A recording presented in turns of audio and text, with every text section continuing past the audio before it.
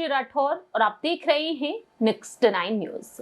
कांग्रेस नेता राहुल गांधी ने भारत जोड़ो न्याय यात्रा की शुरुआत 14 जनवरी के दिन मणिपुर से कर दी है। अब राहुल गांधी पद यात्रा कर रहे हैं, बस यात्रा कर रहे हैं, जमीनी स्तर पर जाकर जनता के बीच एक बार फिर से वह पहुंच रहे हैं। ऐसे में देखा जाए तो राहुल गांधी की लोकप्रियता एक बार फिर से कहीं ना कहीं बढ़ती हुई नजर आ सकती है।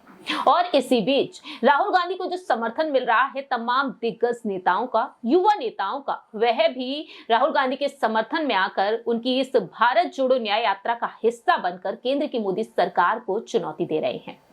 बता दें आपको कि कांग्रेस के ही युवा नेता कन्हैया कुमार ने भी केंद्र की मोदी सरकार को एक बार फिर से खुलकर चुनौती दे दी है।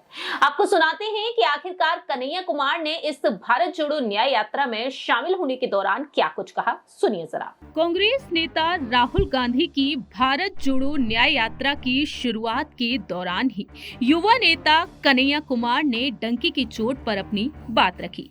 कन्हैया कुमार का कहना साफ तौर पर रहा कि इस यात्रा के दरमियान क्या रहने वाले हैं। आज मकर संक्रांति है तो सबसे पहले तो हमारी पार्टी राष्ट्रीय कांग्रेस की तरफ से पूरे देश को मकर संक्रांति की बहुत बहुत बधाई। और आज के दिन ही मणिपुर से भारत जोड़ो न्याय यात्रा की शुरुआत हो रही है। मणिपुर से यात्रा इसलिए शुरू की जा रही है कि आपने देखा ही होगा कि मणिपुर में जिस तरह से अत्याचार हुए हैं, और मसला सिर्फ मणिपुर का ही नहीं, आप जीवन से जुड़े हुए किसी भी क्षेत्र या पहलू को उठा करके देख लीजिए।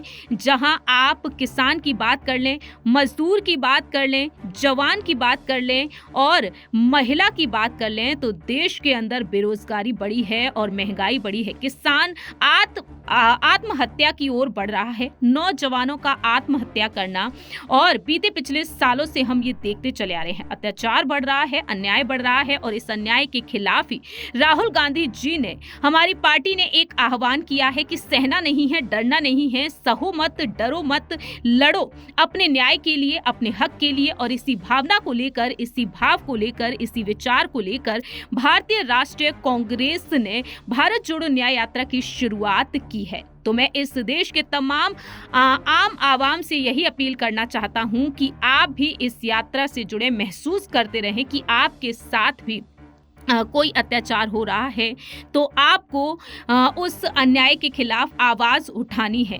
आपको डरने की जरूरत नहीं है, और ऐसे में देखा जाए तो आप भी हमारे साथ आइए, इस मुहिम में शामिल हो जाइए। हम आप तमाम लोगों से अपील करना चाहते हैं कि इस देश में अगर आप न्याय को समाप्त करके स्थापित करना चाहते हैं तो आप योद्धा बनिए और राहुल जी की इस मुहिम में शामिल हो जाइए। देश को इस मौके पर हम ये आग्रह करना चाहते हैं कि बिना लड़े कुछ भी नहीं मिलता, अपने हक के लिए लड़ना पड़ता है। देश की आजादी के लिए भी लोगों को लड़ना पड़ा था अंग्रेजों के खिलाफ, तब आजादी मिली थी। तो इस देश में अगर हम चाहते हैं कि अन्याय स्थापित ना हो जाए और अन्याय का राज ना हो जाए, तो ऐसे में हम देख रहे हैं कि लगातार किसी भी वर्ग या समूह को उठाकर देख लीजिए, किसी भी जात या लिंग, भाषा, बोली, क्षेत्र, संस्कृति को के लोगों को उठाकर देख लीजिए कि कहीं ना कहीं देश में अन्याय बढ़ा है। इस अन्याय के खिलाफ आप तमाम लोगों से आग्रह है कि आप इसमें शामिल हों, न्याय योद्धा बने और भारत जोड़ो न्याय यात्रा में शामिल होकर अन्याय के खिलाफ न्याय की इस आवाज को बुलंद करें। आपने सुना कि किस तरह से कन्हैया कुमार डंकी की चोट पर एक बार फिर से अपनी बात रखते हुए नजर आए हैं। मणिपुर कन्हैया कुमार भी पहुंचे, बाकी के कांग्रेस के तमाम दिग्गज नेता भी इस यात्रा का हिस्सा बने हैं। ऐसे में देखा जाए तो न्याय की मांग अब कांग्रेस खेमे की तरफ से की जा रही है, जो कि बीते पिछले 9 सालों में देखने को मिला है। और बीते पिछले साल इतने अपराध होते हुए नजर आए हैं, बेटियों के साथ जो दुष्कर्म होते हुए नजर आए हैं, उसे देखते हुए कांग्रेस ने न्याय की मांग कर दी है इस यात्रा के जरिए। अब देखना होगा कि राहुल गांधी की ये भारत जोड़ो यात्रा जो 14 जनवरी से शुरू हुई है, 15 राज्यों से होकर ये गुजरेगी और 20 मार्च को ये थम जाएगी। इस बीच यहाँ पर राहुल गांधी को कितना बड़ा समर्थन मिलता है, ये काफी ज्यादा अहम हो चुका है, क्योंकि लोकसभा चुनाव में अब महज कुछ ही महीने बाकी रह गए हैं। और इन लोकसभा चुनाव से पहले आखिरकार कांग्रेस यहाँ पर क्या कोई पासा पलटती हुई नजर आएगी या फिर नहीं। इस खास रिपोर्ट में इतना ही। बाकी के तमाम अपडेट्स के लिए देखते रहिए नेक्स्ट 9 न्यूज।